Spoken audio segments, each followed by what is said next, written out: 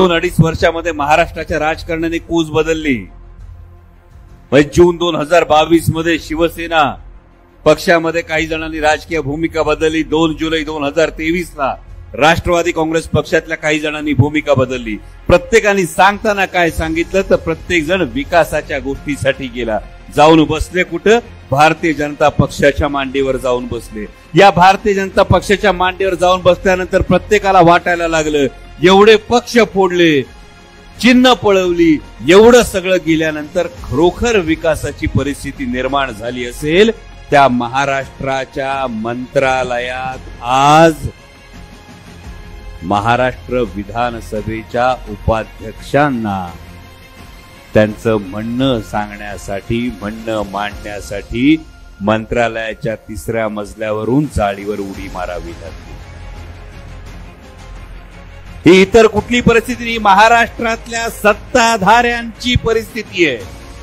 महाराष्ट्रातल्या सत्ताधाऱ्यांपैकी असलेल्या महाराष्ट्र विधानसभेच्या उपाध्यक्षांना पेसाच्या भरतीची मागणी सांगण्यासाठी, आपलं म्हणणं आदिवासी बांधवांचं सांगण्यासाठी जर मंत्रालयात विधानसभेच्या उपाध्यक्षांनाच उडी मारावी लागत असेल तर ही गोष्ट अधोरेखित करते की महाराष्ट्राचं सरकार सर्वसामान्य मराठी माणसाच्या हिताचं राहिलेलं नाही।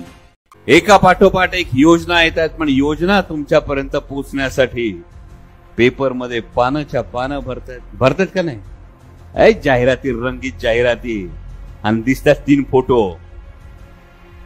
खर्च किती होतोय? 270 कोटी। या रंगीत जाहिराती तुमच्यापर्यंत पोहोचण्यासाठीचा खर्च 270 कोटी।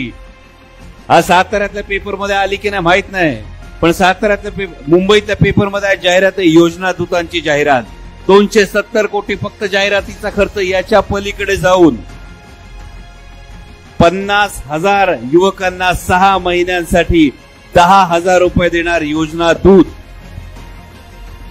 म्हणजे योजना तुमच्यापर्यंत पोहोचवण्यासाठी खर्च किती?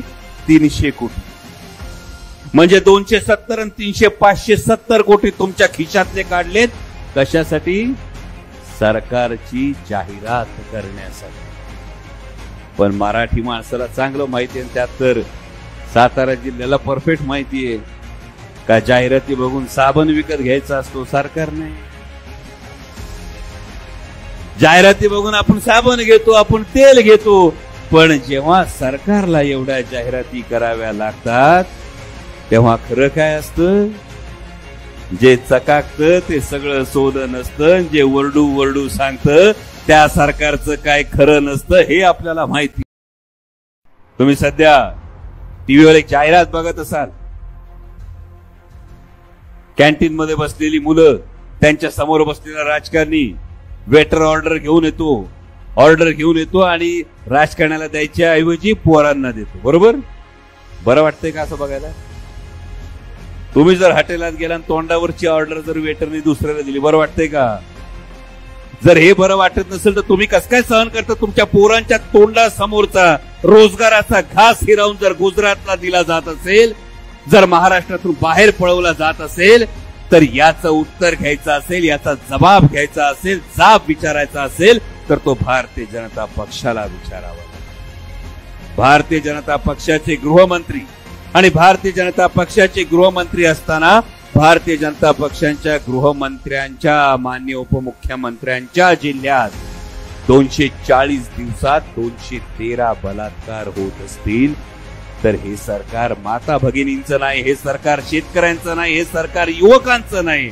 आणि म्हणून येणारी विधानसभेची निवडणूक ही भारतीय जनता पक्षाला चले जाव म्हणण्याची निवडणूक आहे। एवढी खूणगाठ फक्त आपण मनाशी बांधा।